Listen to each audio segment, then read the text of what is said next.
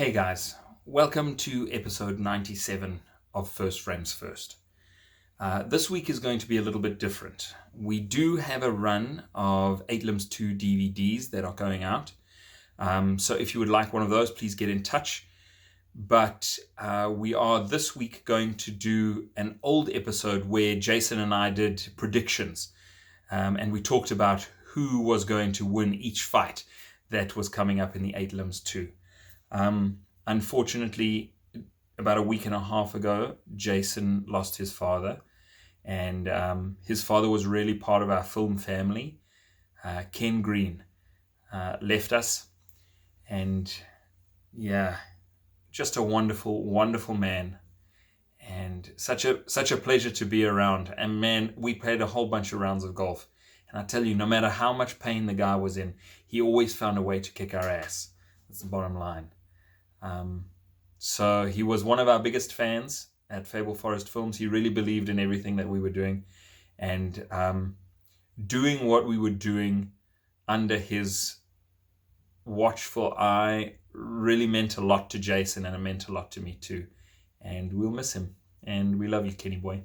Okay, so on with the show. Hello, and welcome to First Frames First, a podcast about filmmaking and our journey becoming filmmakers. I'm one of your hosts, Jason Green. And I am the other, more important host, Adrian Constantin. Yeah, true. Much more important. Everyone, less eloquent, more important. Everyone, this is our podcast where we talk about our journey as filmmakers. Today is kind of a different show. Yeah. It's kind of a special episode. It's very special.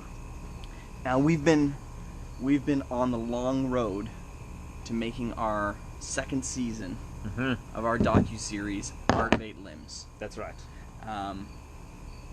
Everybody that is watching This bottle hasn't been opened yet. I know, it's special. This is a really special episode. Special cigars, Jeez. special whiskey, special Alexander Keith's, special Jack Link's meat stick.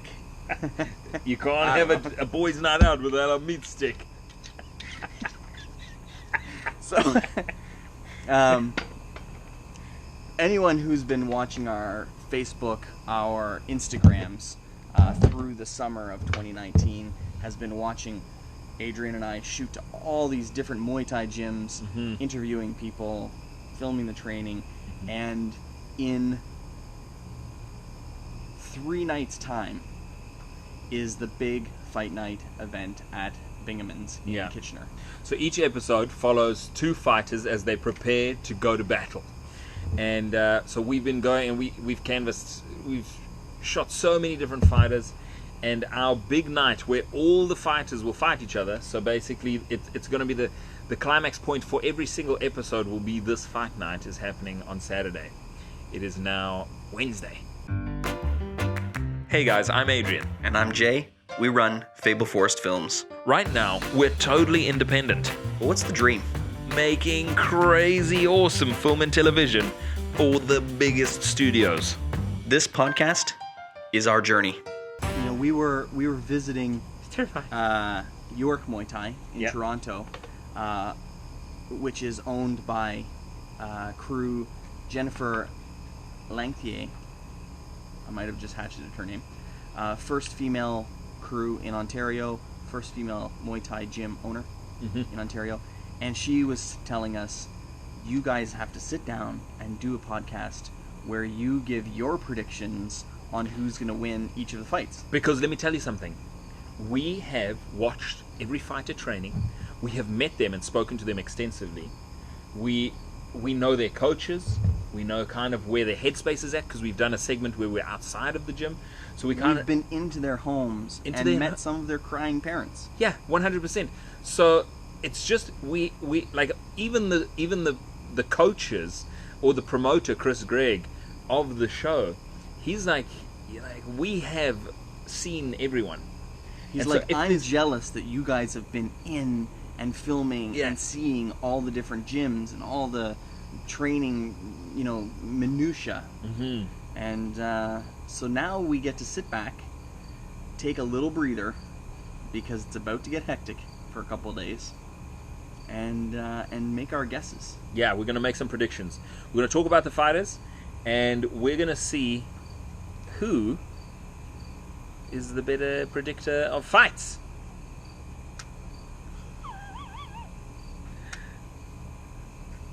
He's lighting a cigar. For all those that are listening, Jason is terrible with matches. That's actually... When you say lighting a cigar, you mean failing.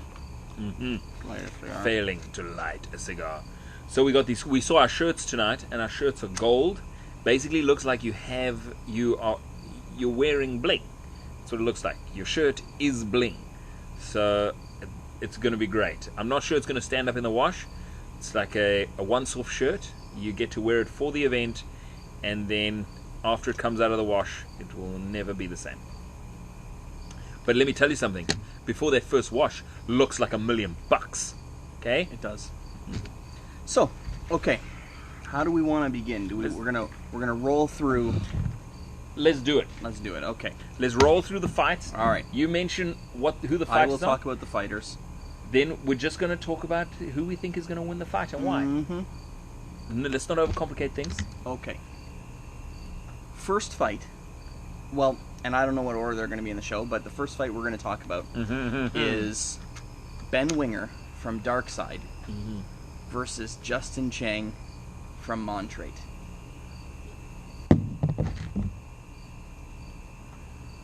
Okay.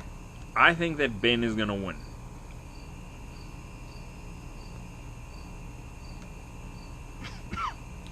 This may be... I'm going to let you go while I try and figure out the cigar.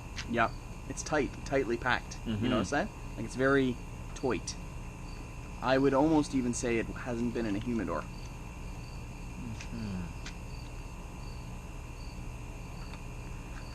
So, hopefully our predictions aren't the same every single time. But I gotta be honest with you guys, I think we're gonna see Ben Winger come out on top here. So, why? Well, I'll tell you. I think part of it is going to be coach. Daryl Marin from Darkside is a scrapper. He is an awesome fighter from back in the day. And he just looks like he doesn't take any shit from his people. Yeah. He gets in the ring, he's a fucking animal. He's thick, he's angry, he hits hard, and he wants all of his people to do the same, And when you're looking at Ben looks like a sweet... You see a picture of Ben, you see a sweet, skinny kid. But, looking at his eyes, I see that same sort of look that I see with Dan Sopa, that kind of like... Dead in the eyes? Dead in the eyes, kind of... Sorry, Ben. That kind of killer fighter look. And it's scary. And I think Justin trains really hard. Justin does some really cool training that I haven't seen at any of the other gyms. And I think this is a Montrait sort of thing. Peter Montrait from Toronto. I think has a really interesting coaching style where he builds like... almost like... I can't smoke a cigar. Yeah, it's no good. I'm very upset. I'm very upset. Just take your time. No, I want to take it back. Yeah. And just be like, this is caca. This is caca. You can't sell this for a lot of money. No. These were expensive. It is caca. This is caca. Yeah. I can't get it going. Yeah.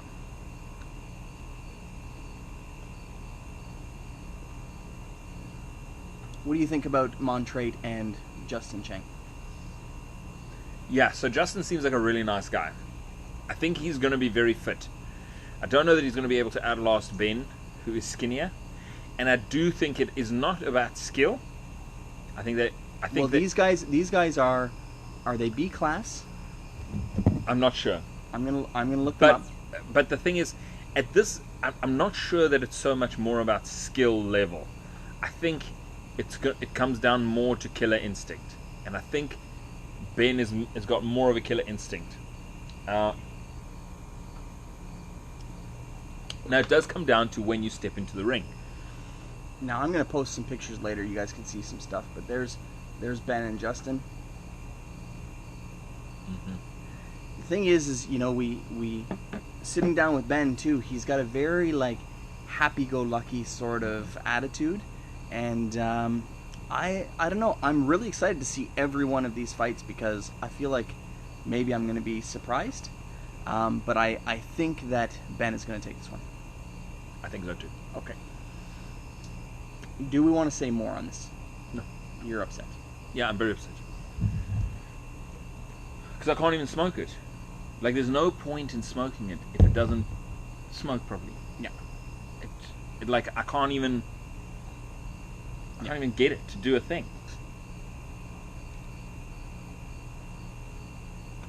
This is an angry cigar podcast.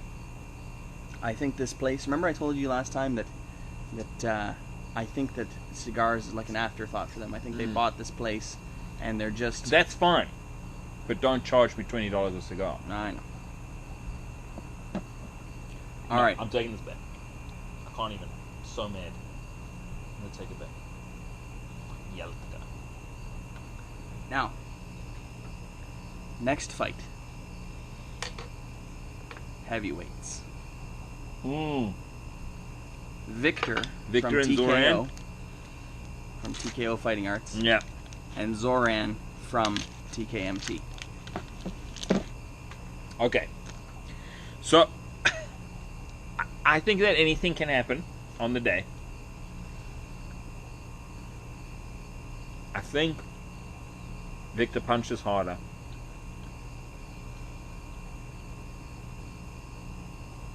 And I think Victor will be the stronger contender in the ring. I do think Zoran has there's a wild side to Zoran that we don't really know. There's like a fearlessness. I think when you guys watch the show, you know, and you're going to hear Zoran's coach saying, we just break people's legs. Like, that's what we do all day. We go in there, and we smash their legs, and then it's over. Oh my goodness, I forgot about that tactic. That could really hurt. Because Victor's also a southpaw.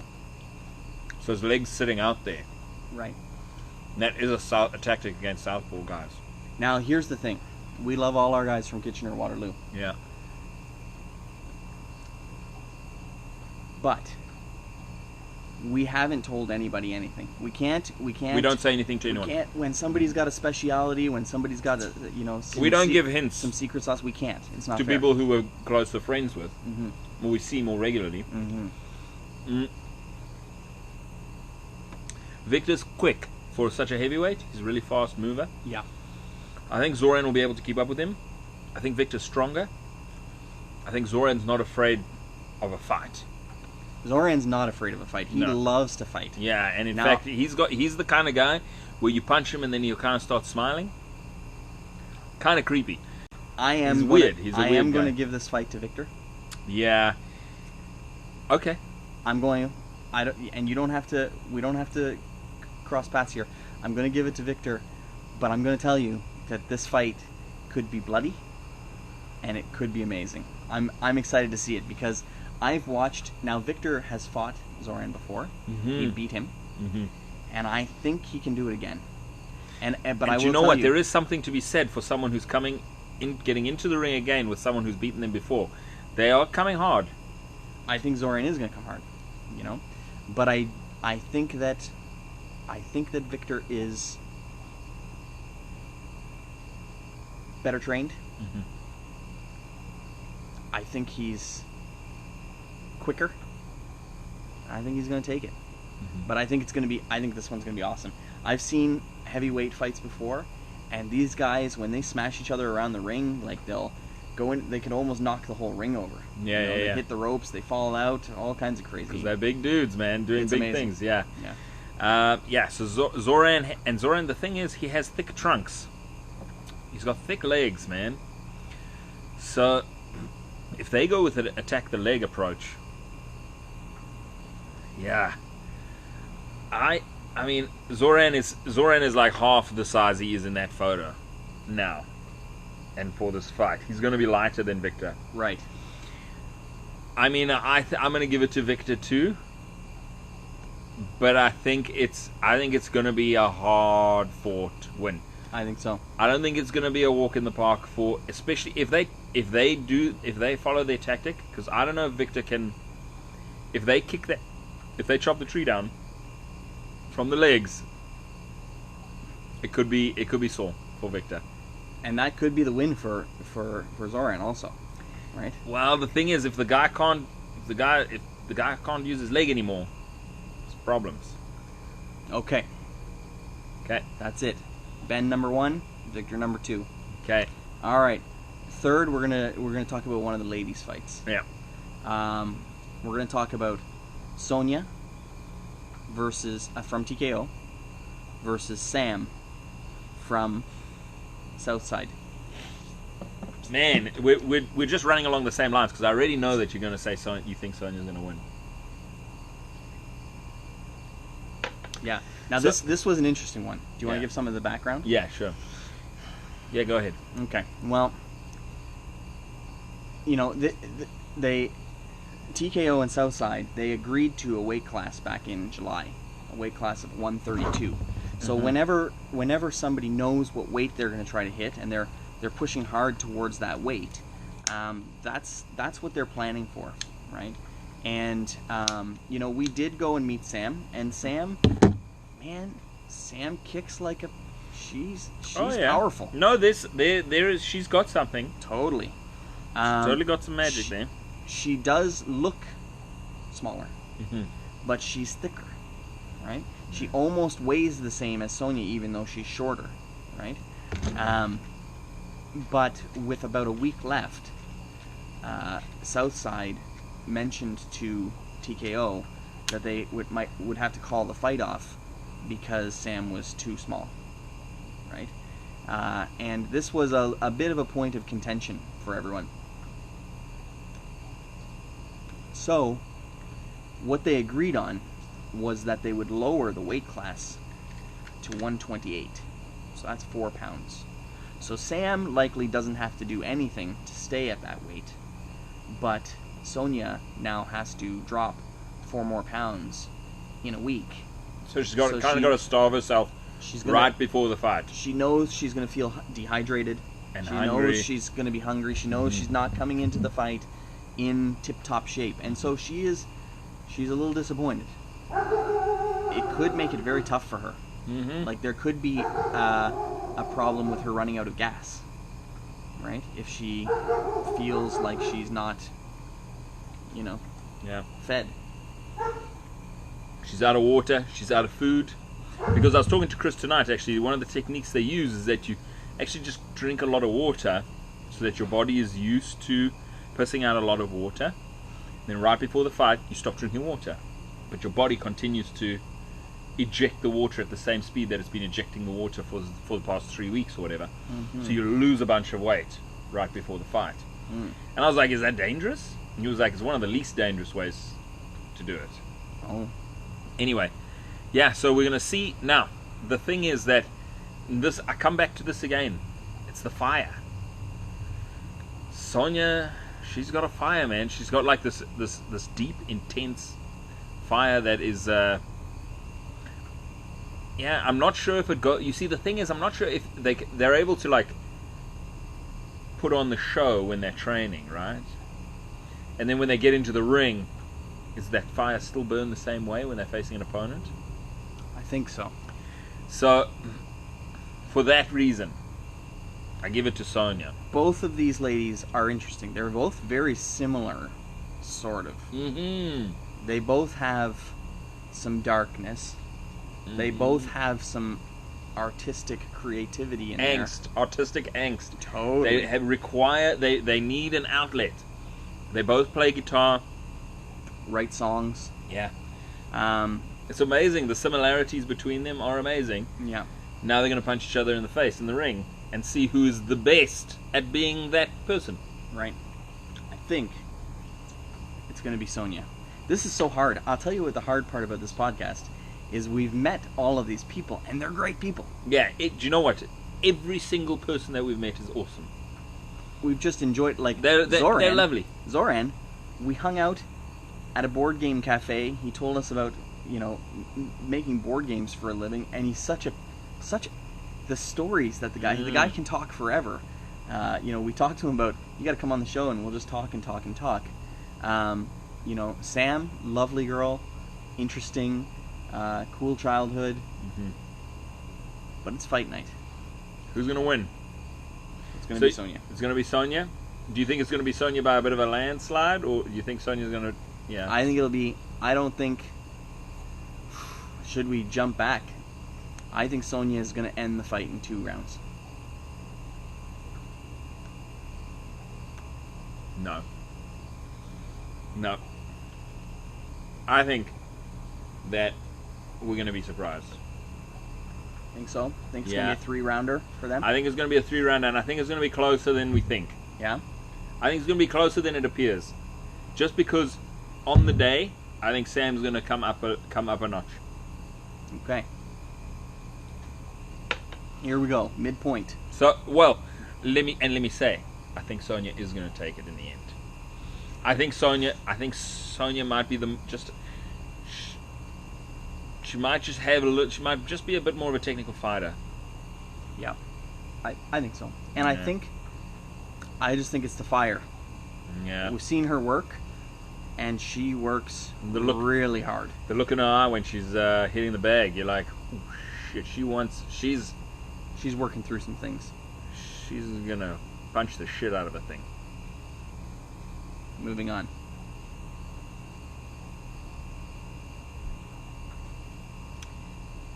Damon Waitman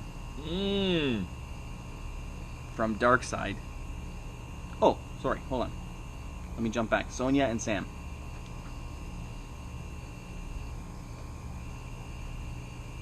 Okay. Maybe this podcast requires some editing.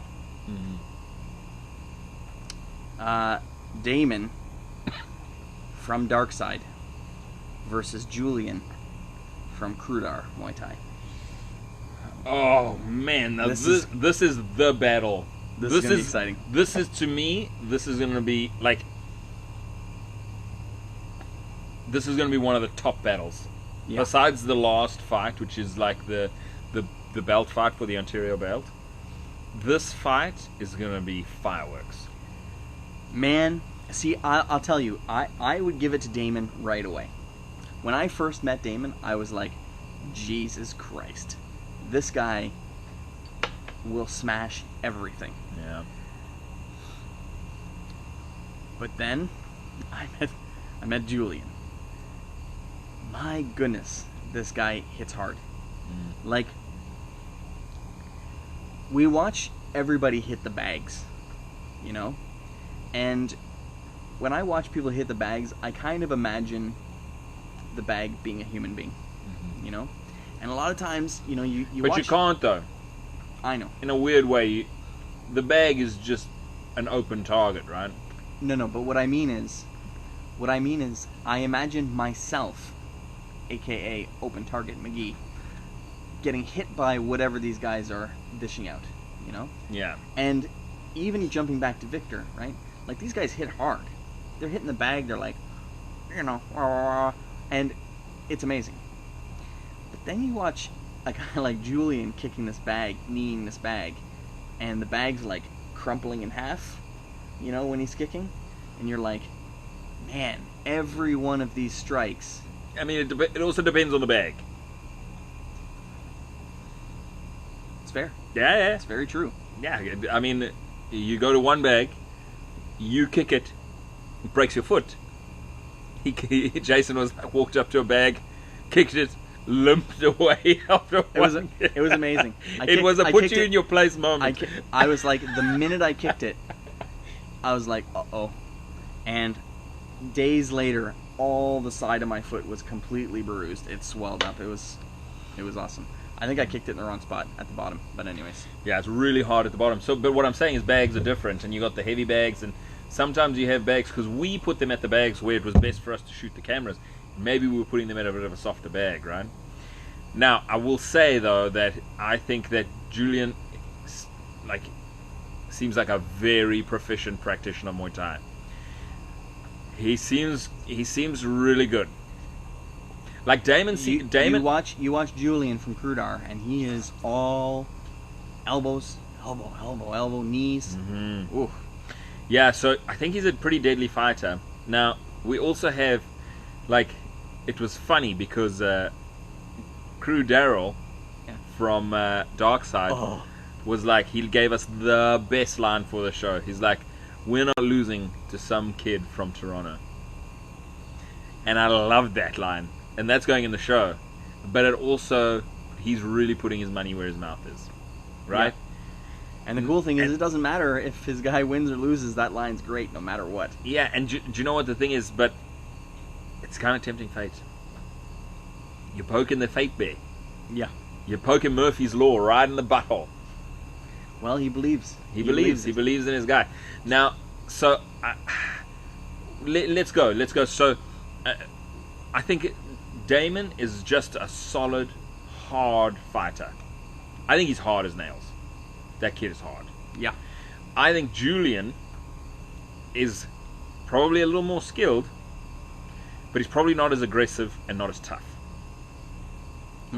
Now, we know that Darkside went to go and watch Julian's fight. Did they? Yes.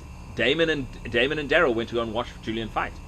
I did not know that. And while Daryl was watching, they watched the fight, and Daryl was like, this guy's not going to be able to hurt you. And I think they even saw the fight where he did the flying knee and knocked the guy out. Julian did a flying knee and knocked his opponent out. Yeah, like I think I don't know how the fight ended exactly, but he did a flying knee and knocked him to the ground. Whether that ended the fight or not, I don't know. Fair enough. But like, so they are like, he's not going to have enough fire to come and get you, Damon, and we're going to train you how to keep away from the knees and the things, the dangerous weapons. Mm-hmm. But Krudar knows that Julian's biggest weakness is that he's not aggressive, and if he can cultivate that aggression, man, he's going to be dangerous. He will be really dangerous if he's able to come out aggressive in this fight. Yeah, Damon is done. Yeah, he's going to beat Damon. Let me not say Damon is done, but I think he will beat Damon if Julian comes out like firing on all pistons, like grrr, he's ready to rock. Yeah, I think then Damon will be in trouble. If Julian doesn't come out hard, I think Damon will beat him. Okay, so prediction.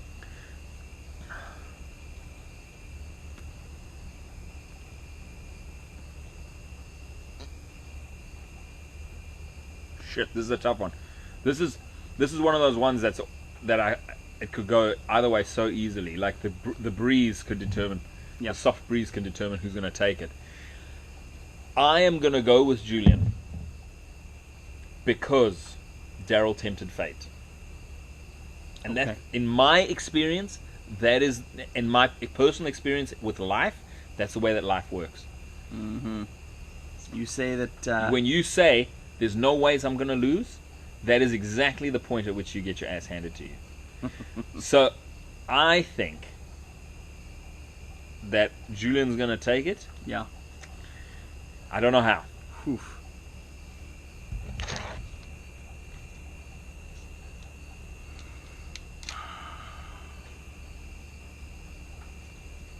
This is going to be a battle. I'm almost looking forward to this fight more than the title fight. I will.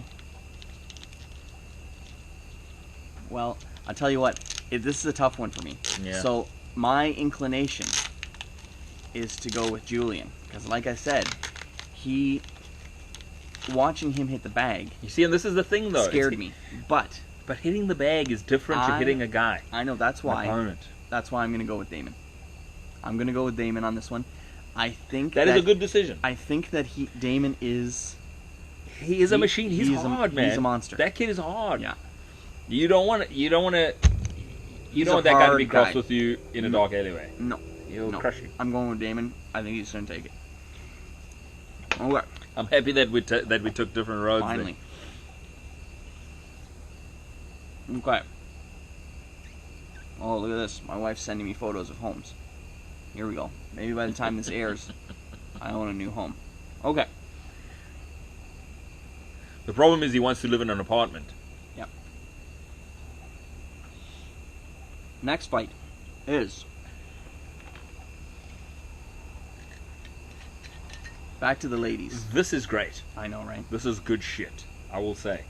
It's my favorite. Remember, Yeah, I bought that one bottle when I came back from like Mexico when we were shooting, and we all had it like a little bit every night or whatever.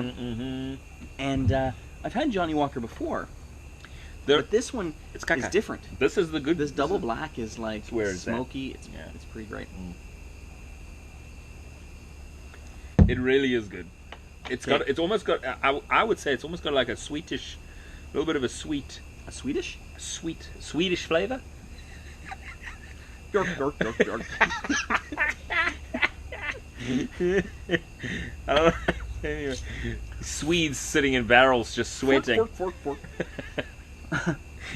I'm sure that's racist. It is not. It's got to be. Swedish? They're not a race. They're just they're a country. Are they not? I don't know. Maybe. I don't know. All right, it might be racist. Nationalist. Yeah. Okay, next fight is Laura versus Jade. Laura from York Muay Thai versus Jade from Legacy Fight Club in Barrie. Okay, here we go. Now, Jade was one of the first people that we filmed right in the beginning. Now, I think that my view might be skewed on how long it's been since we watched Jade fighting or training, because the thing about Jade is that she's had, like, when we went to film her, it was probably like a month and a half or 2 months before the event. She probably hadn't even really started pushing for the event yet. So I will say that this probably is going to influence my decision a little. I think Jade is a more I feel like Jade is a more technical fighter than Laura. I think Jade takes care to have the motions down, and she is powerful, I think. I think she has more power than Laura. But I think I'm going to give this fight to Laura. Now, Laura works at Oasis Sex Club, which is a place where people go and they make sexual things happen. And we went and filmed there because they gave us permission, and when they weren't open, then we went because it's so interesting for the show.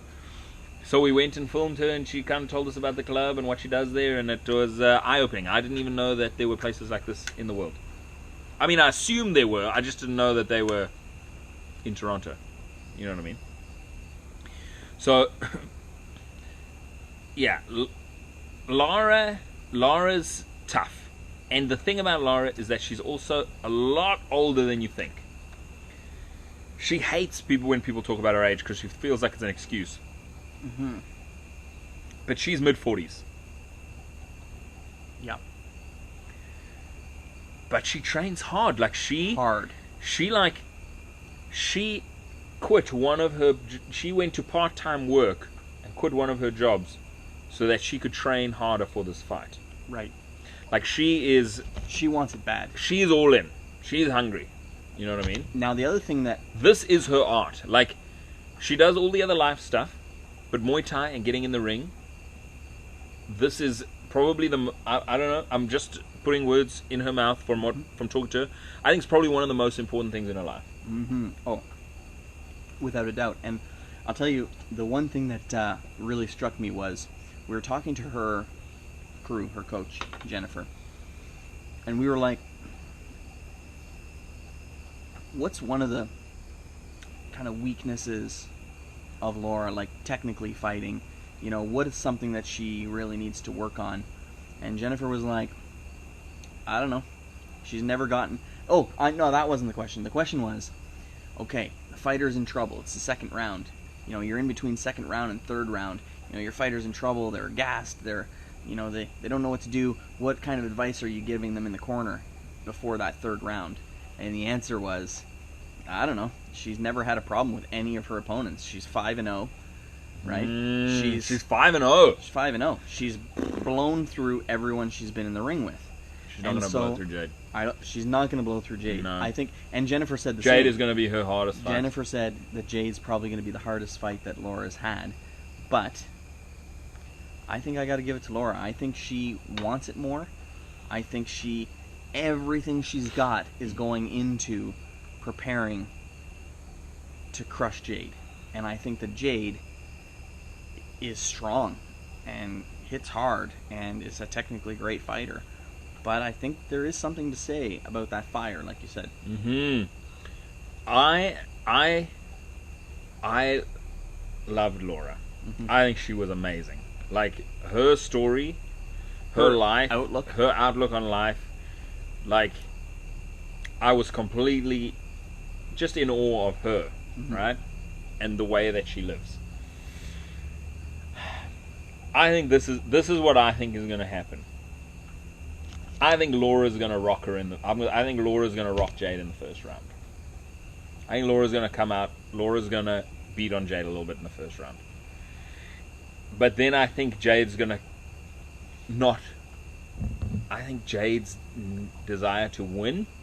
Because the thing is, I think that Laura's like, every fight is an experience, whether you win or lose. Right. Kind of attitude. And she's sparring with guys. Like, she's... Like, and I know that Jade is sparring with guys as well, but she would go to a spar session. We went to one of her training sessions, and she's sparring with just big people and, like, giving it. So she's getting a lot of against heavier, stronger people. She's going, right? Yeah. But I do think that Jade doesn't want to lose. Do you think Jade's going to really turn it on second round? I think Jade's going to turn it on. Laura's going to rock a little bit, and Jade's going to really turn it on. Then we're going to have to watch out. And then I think it's going to come down to the third round, and we're going to see who gets gassed first. But I think Jade's going to get gassed first. I think it's going to be close. But you think Laura's going to take it? I think Jade's amazing. I think Jade could get a shot in there that could rock Laura. I'm trying to think. I don't know if Laura hits hard enough to rock Jade. I don't know. Yeah. I'm not sure. I think Laura might take it in the clinch. I do think Jade has more strength, more power. Yeah, more power. I think Jade, like, Laura will take it in the clinch because that's where she's going to gas her out. And she was like, as soon as they start gassing and Laura climbs into the clinch and she's got a bit of that extra height, if Jade can last, or if Jade can get a good shot in, she'll take Laura down. But I think Laura's going to grind out the 3 rounds. Laura is a little bit taller. Yeah, I think Laura's going to grind out the 3 rounds and take the win. Yeah. So we're pretty much on the same page here. For that one. It feels like we're seeing the same... The thing is, because Jade hits so hard, if Jade finds a gap and lands a good shot, I mean, it could really... That's all Jade really needs. Laura's game plan, I feel like, is a 3-round game plan. Jade, to take the fight, it could happen in a single shot. You know, in Krudar, there's a sign on the wall, a Mike Tyson quote. I don't know if you saw it heading down to the basement there. And the Mike Tyson quote was, "Everyone has a plan until they get punched in the face." And I really enjoyed seeing that the couple times we were there. And the thing is, maybe age could be a factor. I don't think it will be. All I'm saying is, if Jade finds that gap and lands that solid, powerful punch, it could play a factor. For sure. I think Laura's going to be fit as a fiddle for this. So, I don't know that I think Jade's shot that would rock Laura would rock anyone. Yes, if she landed it, right? Yeah. Doesn't matter their age. They would for someone in their 40s. This guy's in his 40s. Okay, so both of us are I'm giving it to Laura by our nose hair. Yeah. I think Laura's going to come out and she's going to pound it and she's going to win. I think she's going to be the clear winner. Okay. But I think it's going to be a great fight. You think they're going to go? Yeah, they'll go. I think they'll go all three, yeah. I think so. Okay, how many is that? That's 5. Now, I don't want to talk about the title fight yet. Hold on, let me find the other fights. Next fight is Aaron Tittle from TKO versus Marquise from Mass. Now, full disclosure, with 3 days left before the fight, we haven't met Marquise yet. He's just arrived back from Thailand. From a training camp in Thailand. Now, and I talked to him tonight. He's been training hard in Thailand. So when we see him tomorrow, he already let me know he's not going to be putting on the display that some other fighters put on, because he's winding down to relax on the way to the fight. So he's not going to be smashing bags. He's not going to be going super hard and killing himself for us on camera, right? Now, with all that said, sight unseen. Now Marquise is training, first of all, with Mass, who's a great traditional Muay Thai gym. Chris Q is awesome. Totally a cornerstone of Muay Thai in the Tri-Cities. Which means every one of his fighters is going to know what to do, is going to be an animal. And he's been training in Muay Thai, in Thailand at Thai Muay Thai training camps. The only thing I can say is that Aaron wants it real bad. Like, we saw him today at the gym. He wants it so bad. He wants it so bad. First of all, he's hungry. Adrian goes, no kidding, he's hungry. Adrian goes, Aaron, eat a sandwich. Oh, fuck. I look at the guy across the room. His face is like gaunt. He's looking skinny. He's like skin and bones. I'm like, fucking go and eat a sandwich, bro. I said to Chris, I'm like, Aaron's chin looks like it'll cut you in half. His chin looks like a razor blade right now. Sharp, yeah. So the thing is Chris Greg was saying that he was worried about this fight. Yeah. Because Marquise has been in Thailand for quite a while, and he just got back to Canada today, which is 3 days away from the big event.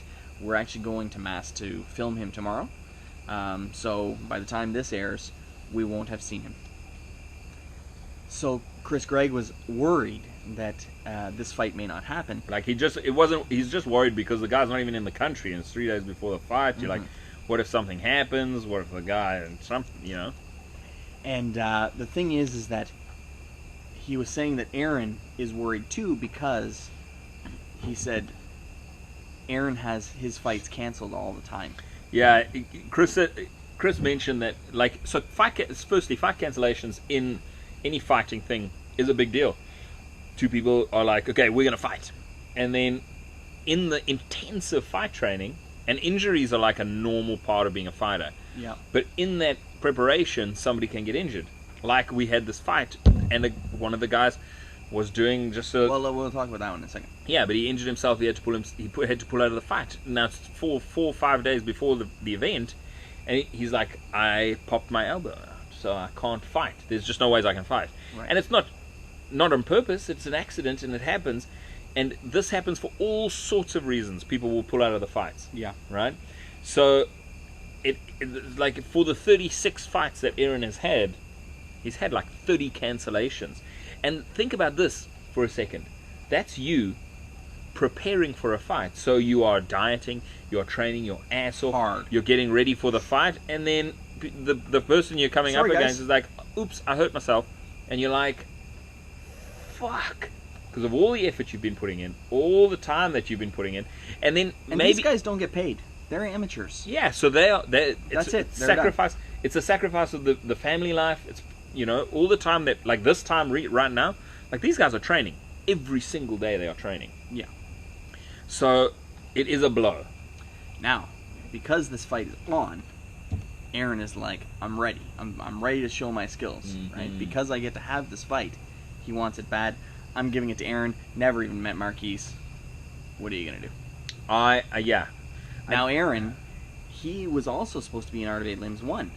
Yeah, his fight Season got 1. canceled. Yeah. His fight got canceled. So Aaron, if you ever see season 1, he's the guy that we put In the intro. He ended up fighting some other guy from Toronto, which was fine. But his fight that was supposed to be, And he just crushed the guy. They weren't even. Crushed They him. weren't even. Yeah. They weren't even the same. He's in the intro. Yeah. So, I am going to say. I mean, how can we call it? We've never seen Marquise. That's why I'm just calling it for Aaron, because Yeah, go Aaron. go Aaron. But like, the thing is, coming back from Thailand, I mean, he's got a tough fight. He's gonna have a really tough fight. I'm gonna give it to Aaron too because we've actually met him. Yep. We've actually seen him, and he's trained his butt off. We might be wrong. Who knows? Well, I think the way that Aaron trains makes me feel like Marquise is a good fighter. Like Aaron knows that he's going to be a tough competitor, and he's just coming back from Thailand, so he's really going to want to show people what he's got, what he's learned, how he's grown as a fighter. I think he's going to be hungry. Yeah. I think Aaron is a very technical practitioner. He's like if you need to define the what it is to fight Muay Thai, I feel like you would watch Aaron fight and you would be like, that is Muay Thai. Yeah. He said. I think Aaron's gonna take it. I think so too. Okay. Next fight. We might change our minds tomorrow when we meet Marquise. We're gonna have a podcast amendment. We'll do more Scotch and no, we won't. Next fight. This is a tough one. This is a really tough one. So what happened was, we had Dan Kilcullen from Legacy, and he was going to be up against another guy. I can't even remember who now. Can't remember. Oh, I don't even remember. So they were, and we don't care. And we don't care. So Dan's fighting. We filmed him. We thought he was great fire. guy, and totally Like he's fighting from this angry hockey kid space. You know what I mean? He's a crusher. Yeah. He's like you don't want to be. He's an enforcer in hockey. Yeah, totally. You don't want to look at that guy when you know what I mean. You don't want him looking at you funny in the bar. You just like, I'm sorry, you. Yeah. Pardon fiery me, red hair. Excuse me, sir. Excuse me as I leave out the back door. So, when his opponent backed out, the replacement was this guy named Taylor from Krudar. Same gym as Julian that we were talking about earlier. And these guys are like, Julian and Taylor are like besties. Yes, they are besties, yeah. The two guys from Krudar, they train together. They both work at Krudar, personal trainers. And Taylor, again, he also is a hockey player. He's also a hockey kid, also an enforcer. Yeah. And, man, he's just a monster. He's a monster. Yeah, also knees and elbows. Yeah. Seems to be the Krudar way. Now, I will tell you, I think... So, who do you think would have won between Dan and Taylor? I think Dan. I think so. Like, I think Taylor is tough. And he looks like a bruiser. But I think that Dan is a more technical fighter. And I think that... His straight hard punches would have done some serious damage, I think. I think I so. think so. When Dan is hitting the pads, you're like, this guy will deal some damage. It would be tough. You're out. These were garbage. I'm so upset. Yeah. So now Dan. So you go. So Dan was doing burpees and dislocated his elbow. Popped his elbow right out. So with like 3 or 4 days before the fight, Legacy Fight Club, who is very tight with TKO, had to call and apologize and be like, I got some Dan's really injured. bad news. There's nothing we can do. He cannot fight. Now, Legacy has found a replacement. This kid named Jaden, who we have not met. Also came up to A class, so he's going to fight Taylor. On the text, Jaden's like, always ready for a scrap. Alright, so who knows? but I think Taylor's gonna win. The guy who's like, yeah, sure, I'm in. Yeah. And the guy who's like, laser point focus. You're just like, I mean, the guy who's like, I don't see how a guy who is like, yeah, with 3 days left before the fight, I know that these guys train hard and they probably stay pretty fight ready. I can't see you being like, sure, I'll take that fight and win. I don't think so. I think Taylor's going to take this one. I don't know if it's fair, but I do think that there's a certain level of like pride and honor that went into Jaden taking the spot for Dan. Yeah, they do it real solid. I think so, and I think it's great. And we will, whatever show we make, we'll probably include Dan, and we'll probably film Jaden on the day, like probably interview him before the fights, just to get a sense of who he is, and we'll see what happens. But I think this one's going to go to Taylor. But I think so. Again, it's. I think so. Once again, another practitioner of knees and elbows, and a tall kid, like he's a tall dude, and I'm allowed to call him a kid because he's 20 something. He's like 20. No, is he 20? He's in his 20s. So as someone who's 36, I can call him a kid and feel good about it. 36. Oh, back in the day when you were in your 30s, hey Jay. Okay, so Taylor. We think Taylor's going to take that one? Yeah. How do you think the fight's going to end? I think he's going to... I think it's... who knows? I think it's going to get a stoppage. I think it'll be a stoppage. I think Taylor's just going to run him over. I don't know. We're going to meet Jaden, and maybe Jaden's amazing. I just don't know. I really hope so. Hold on. I really hope it's a tough fight. I have a plan.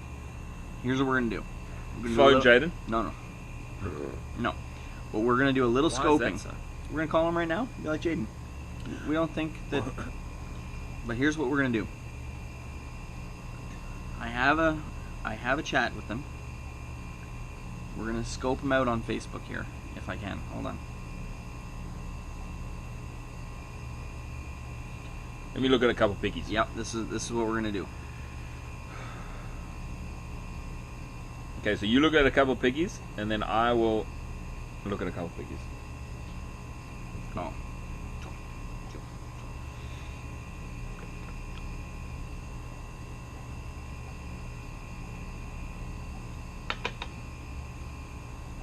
Oh, that's him? Yeah. Why is it on Pornhub? Uh-oh. The next picture is the best. No, the next one. No, the next one. There you go.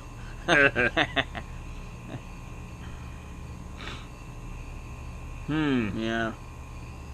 He looks like he has something. He looks like he's... I don't know. He doesn't look like he's going to be a walkover.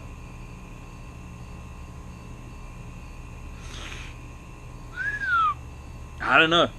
No, I think Taylor's going to take it, but I don't think Jaden might not be the walkover we think he's going to be. I'm sure he's not. But who knows? All right, let me jump back because I think we're at the last fight. But let me just make sure. We talked about Ben, so it's Ben, both of us. Mm-hmm. It's Sonia, both of us. Mm-hmm. It's Victor, both of us. Yeah. It's Laura and Jade. Mm-hmm. It's Taylor. That hurts my heart. I know. It hurts my heart to say that. It's Julian and Damon. Mm-hmm. It's Aaron. For us. And now we reach title fight time. Well, and then it's Taylor for the last one. But well, it's Taylor, yeah. That's what we said, yeah. And then last fight. Last fight. Now, this is an interesting one. So this is a title fight for Muay Thai Ontario. This particular weight class. And this is also the tiebreaker, the rubber match between Dan Sopa and Charles Chen. So this is like a match. This is an amazing match. This is a match made in heaven for us. It is, because here's the thing. So Muay Thai was brought to definitely Ontario, but they've also talked about Muay Thai being brought to Canada by a John Suchart. Now, a John is like the title. So it's like Mr. Suchart, essentially, is the idea. But a John is like the highest master of Muay Thai. And there are different schools. There are two different schools. There are people that came from the Fady family. Right. There are people that came from a John Suchart. Right. But like, so many of the gyms we went to, I think Mass and Darkside are the only gyms that we went to that came from the Fady lineage. Yeah. A John Suchart's lineage. All the other gyms we went to had people who had been trained by a John Suchart and spoke about him with this incredible reverence. That was like just people just looked up to this guy. Like, I'm excited to meet him too. He's supposed to come to the event. Yeah. I said this the other day, but we listened to Chris Gregg talk about him at length. Yeah. From TKO. We heard Jen Lankhier from York Muay Thai talk about him. Mm-hmm. Clifton Brown, 5-time world Muay Thai champion, yeah. talk about a John Suchart. Who else? TKMT, yes. Mm-hmm. Montrate, yes. Yeah, Montrate trained with a John Suchart. Anyways, lot. And the thing, what I said was,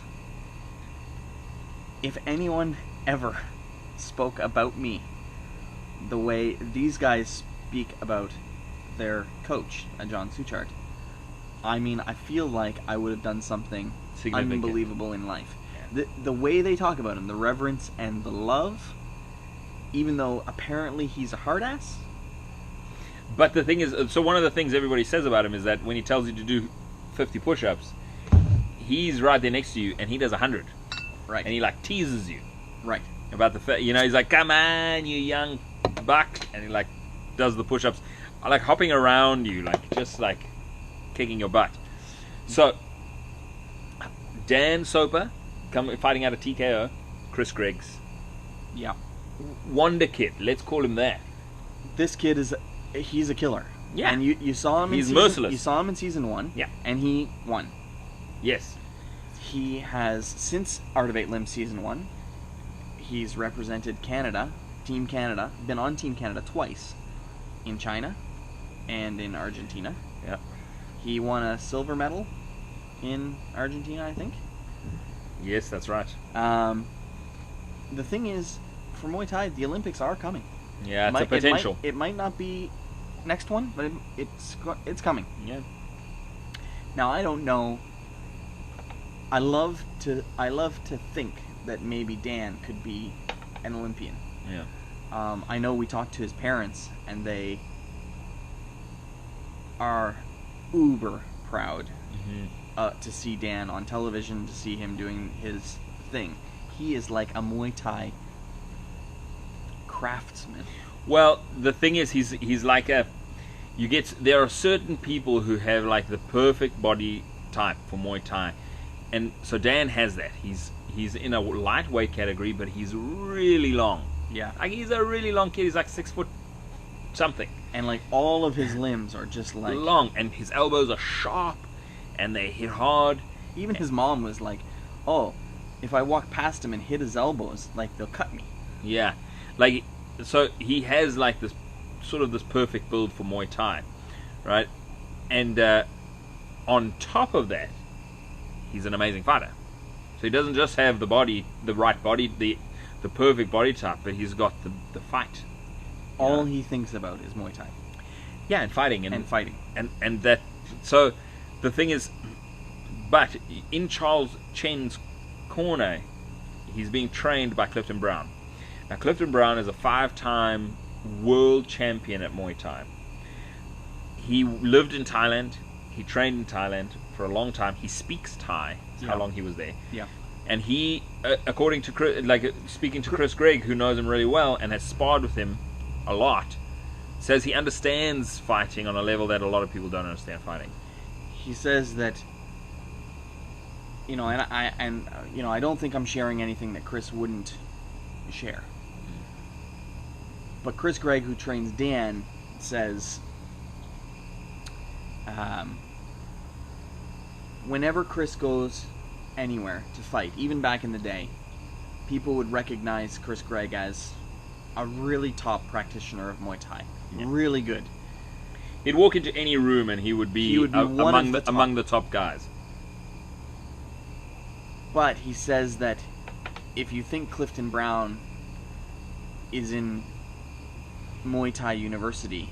Well, let me put it this way. Greg used to think that he was in Muay Thai University, and then he would get into the ring and spar against Clifton Brown, and all of a sudden he would be in kindergarten. And he would realize that Clifton Brown is in university. He tells this story. Now I'm going to tell this story. Yeah. Because we didn't get it on camera. So yeah. Chris Gregg used to spar pretty regularly with Clifton. Just for fun. You know, never going crazy. But he said that every time he would plan some sort of move, Clifton would always have some answer. And when we were at the gym, when we were at Lotus Muay Thai, where Clifton is training Charles, they would be doing special stuff, and Clifton would say, for this round, you guys have to turn the cameras off. Because you cannot see. Well, you guys can see it because you guys are dumb. You guys don't understand. He didn't say that, but he was like, I don't care if you guys watch, because you probably don't understand, but you can't film it so people can study what's happening here. Because he was like, every move has an answer. And he did these little dances, these little moves, working with Charles, practicing something, which I didn't understand, but again, it's his way. And when we were talking about this, every move has an answer, there's always something to do. Chris Gregg was recounting the story about how every time he would spar with Clifton, Clifton would always know what he was going to do. And so he came up with this plan. And Clifton says, it's not checkers, it's chess. You have to think moves ahead. And so Chris Gregg was like, I'm going to plan moves ahead. And not only that, I'm going to, over the next 3 weeks, I'm going to start to lay the seeds of a fake. So I'm going to hit him here, I'm going to hit him here, and then I'm going to come around and hit him here. And I'm going to do the same thing every time for 3 weeks, so he starts to think he knows my move. But when I lay it on the line, when I throw down my secret move, I'm going to do this, I'm going to do this, but then I'm going to do this over here, and I'm going to get him finally, and I'm going to crush him. So he plans this move, and finally it's the day. And he's like, this round is going to be my moment. It's the thing I've been waiting for weeks. And he does his thing, and he comes around, and Clifton spins around, hits him with a backwards elbow, and then kicks him with a spinning kick and knocks him right out the ring. And just crushed him. And he goes and tells Clifton later, I had been practicing this thing, I thought I was going to catch you off guard. And Clifton was like, I don't know, you did this thing, I countered with this thing. It's just the way. It's just the thing that I know how to do. Yeah. Every move has an answer, and I don't have to think about it. And that's why he's a 5-time world champ. That's right. And he's training Dan's opponent, Charles. So Dan, when Dan and Charles first faced off, Dan won. Significantly won. Significantly. He kind of crushed him. Then they had a rematch, and Charles worked really hard, and Charles came out with the win. But it was a battle. It went all the way. Went all the way. And, whenever something goes all the way and it's a battle, the coaches and the fighters can be like, well, that was the decision. And if a fighter is... It could almost go any way. It could go any way. The coaches understand that it's like, it's edgy. Like, it can be like, it could go any way. A lot of times some coaches and fighters argue and get grumpy and be like, that was mine, he didn't, blah, blah. But most quality fighters and coaches are like, he won. That was the judge's decision, and we're going to fight again another time. Yeah. But, these guys were like, yep, Charles won, Dan won the first one. So this is the rubber match. Rematch. Yeah. And it's for Dan's defending his Muay Thai Ontario title. And Charles wants it really bad. Yeah. And so does Clifton Brown. Clifton also wants, because Charles is, I would say, Dan is TKO's guy at the moment. Yeah. And I would say that Charles is Lotus's guy at the moment. Yeah. These are their top fighters. Yeah. And so, yeah, I mean, they want it. Everybody wants it. So, down to prediction time. Dan's gonna take it. He's a killer. Dan has. When you talk to Dan, I love Dan, by the way. Dan, if you're watching. But Dan switches everything else off, and he's just gonna kill you. Like today, I was watching, before we did our thing, Yeah. I was watching Dan spar with Chris Gregg. Not spar. Chris Pad. Gregg was doing the pads, so he's got the leg pads, the stomach pad, the pad, and they're just going, and they're going hard. Like Chris Gregg was sweating buckets. And after every round, Chris Gregg was breathing heavy. At one point, they had been 3 rounds or so, and they're going hard. Chris Gregg's like, he's like, how you doing, Dan? Dan's like, good. Just no problem. He took a sip of water, but he was like, no wind. Just good. Yep, I'm fine. And at one point, they're going like this, and Dan brings up a leg and stops it in front of Chris Gregg's head. And Chris Gregg goes, good control. Then he goes, thanks.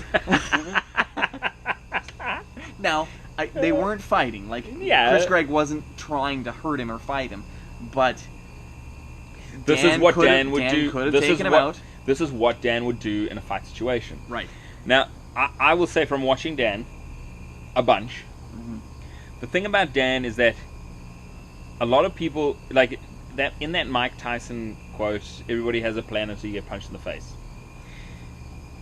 Dan's going to be the one that punches you in the face. Well, the thing about Dan is that I feel like he can maintain his composure through the fight. Right. So he has the ability to be like, because when he was fighting Shane in season 1, he had this move that they were working on, and he did it. And I feel like most people throw everything out the window. They're like, okay, it's fight. Once they're in the ring, they're like, okay, it's time to fight. But Dan is able to be calm enough and know his mind enough that he's like, I'm going to try this move. I'm going to try this thing that I've been working on. Right. Right? And pull it off. Because he did it. He did this fakey low kick so that the hands come down, and then he comes down with the top elbow on the top of the head. That was in season 1. Yeah. And so that to me is a level of fighter that is, it's high. You're fighting intensely, and you're thinking. And you're thinking, exactly. You're not just in primal survival mode. You are also, your brain is working. Right? Now the question is what happens to Dan when he's in trouble? What happens when does he have to go into survival mode? Well, the thing is, has Dan, like, I think Dan has fought enough to know what trouble, to understand trouble. I don't think he's been in this, because he's lost. He has lost. Yeah. But, and I feel like he's been on the receiving end of things. And I feel like yeah, man. But I don't know. I think he's a fighter. He's just a top fighter.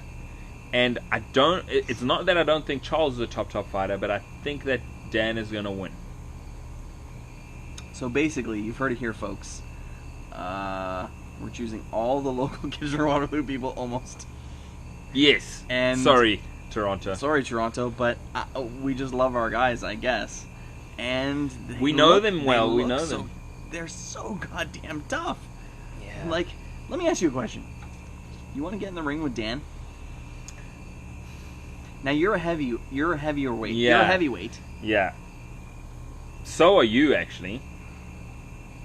Yeah, for sure. But Dan would kill me. Like, I don't even think that I would. Yes, I don't even think that I would touch him. He does. Yeah, he does. He does too much fighting. He would know too much. Like a normal human getting in the ring would not be able to. But what about you? What do you think?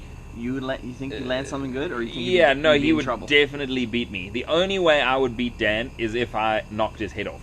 Yeah. If I like took a bunch of the blows coming in, Yeah. and then just smashed him, and he fell to the ground, and it's like blah, blah, blah. That's the only way I'd beat him, if I could sneak one through. And I'm not a Muay Thai fighter. I have done it a little bit, but like, it's just you always want. That is the only I always way. wonder. You remember when? I don't want to get off track. I want to wrap this up. But do you remember when UFC was like no weight classes, no whatever, and you're like, man, a guy who's amazing against a guy who's a heavyweight. This is an interesting thing because Dan can dance around you all day long. One shot. You got to get that one shot in. And if you could get it, but you probably won't. Yeah. And that's the thing, right? So I wouldn't like to. I couldn't fight anyone. Yeah. You're just you're a lover, not a fighter. No, I think I could fight, but you need to train to fight. You can't expect to fight a fighter and not train fighting. Yeah. You know. I want to fight somebody. I don't think I will win. Well, listen. I think I will get my ass whooped. Do you know what? If we can make it back to doing a bit of Muay Thai, Yeah. we should totally spar. Will you? Okay. But listen, you get migraines sometimes. I'm gonna hit you in the head, and then your migraines will never go away. You know what it is? I think it's like you know how you want to try something. Yeah. I'm just like, I hurt myself pretty regularly. Yeah. And I'm just like, whatever. You get hurt, it takes you forever to recover or whatever. It takes me forever these days. But I don't know. There's something about it. Yeah. There is something. I feel about like maybe this is like old man in me. You know, this is old. This Rocky, is your Corvette. This is old Rocky speech. Like, you know, I feel like I got something in the tank that I can, you know, but probably not. I'll probably get my ass whooped, which is fine. Yeah. It is true when you get into the ring with someone who just punches you in the face a lot. It sucks. Oh, totally. Yeah. I went to Thailand and trained a little bit, and one of the sparring guys that I had was this uber tall German dude. Yeah. Who ran his own gym, and he just kept punching me in the face, and it was very difficult for me to like know what to do. Right. Against someone who just kept hitting you in the face, and it's almost like I couldn't, I just couldn't. He would punch straight through my guard. Right. His jab would come straight through my hands. You're like, what's happening? I'm holding my hands well, up. this is the thing. This is the thing. I'm like, I'm on guard here to not get hit. Right. And then bam, he would hit me, and I'd be like, I didn't even know what to do right now.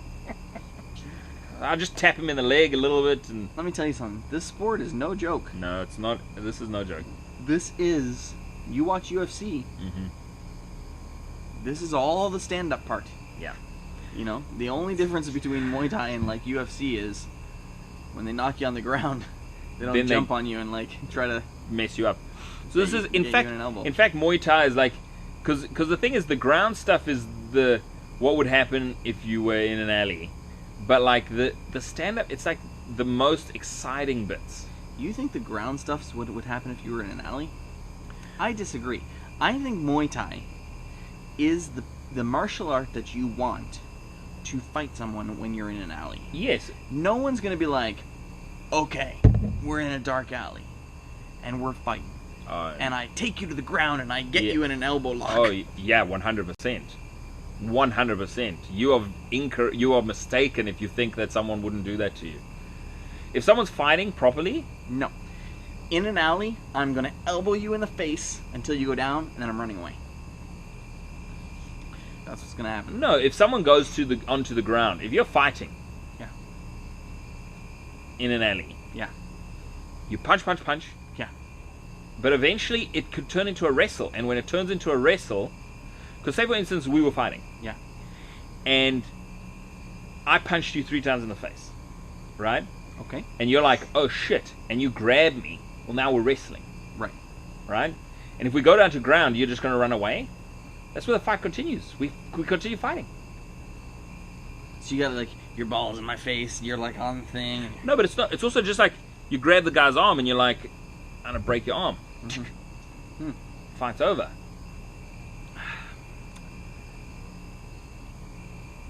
Adrian wants to go to the ground in a dark alley. Not me. No, listen.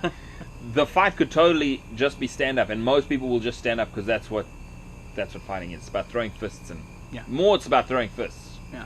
People don't really kick that much. I don't think it's true, at least. I will. You kick this high? No, I'll break his leg. If I get in an alley fight, I am going to... Do you remember the story when he kicked the bag and hurt his ankle? Doesn't matter. I might hurt my ankle, but I'm going to kick a guy right in the knee. I am going to kick him front ways. I'm going to teep him right in the kneecap. And that's going to be it. I hope that works. I hope that is it. If you break somebody's knee back... Yeah, you got to hit the guy. The guy's moving around. You're just going to walk up like with your knee ready. You're like, I got this one move. Here it comes. What noises are you making down there? Okay, well, this is ending on a poor note. We're degenerating into a... Yeah, we've been watching a lot of fighting, guys, okay? So now we're tough, okay? Now... We are the toughest that Kitchener-Waterloo has to offer. No, we are the toughest that my backyard has to offer. Anyways, here's the thing, guys. I can't wait for these fights. I cannot wait. Yeah. You're going to be right in there with the action. We saw our shirts tonight. Mm-hmm. We've got 8 cameramen. We've got a stills photographer. We've got people running around. We got a huge crew. We got a crew of like 16 people. We got people selling our DVDs out in the front. It's going to be an amazing fight night, and we're going to capture it all, put together a show, and hopefully we were right with our predictions. That would be amazing. Mm-hmm. It would be rough if we watched these guys and none of our guys won. We would be very sad. But it is what it is. Mm-hmm. So we'll see what happens. Let's see what happens. So you're going to be able to watch the show, listen to this show, see if we knew what we were talking about. Yeah. Maybe we did, maybe we didn't. Night, guys. Bye. Dream big. Work hard. Really hope you enjoyed the show. Wherever you watched or listened, please leave us a comment or a review. We really want to hear from you. Share the show with a friend. You know they'll love us. Head over to our website, thefableforest.com. There's all kinds of great stuff. Poke around. Check it out. See you all again in a couple weeks.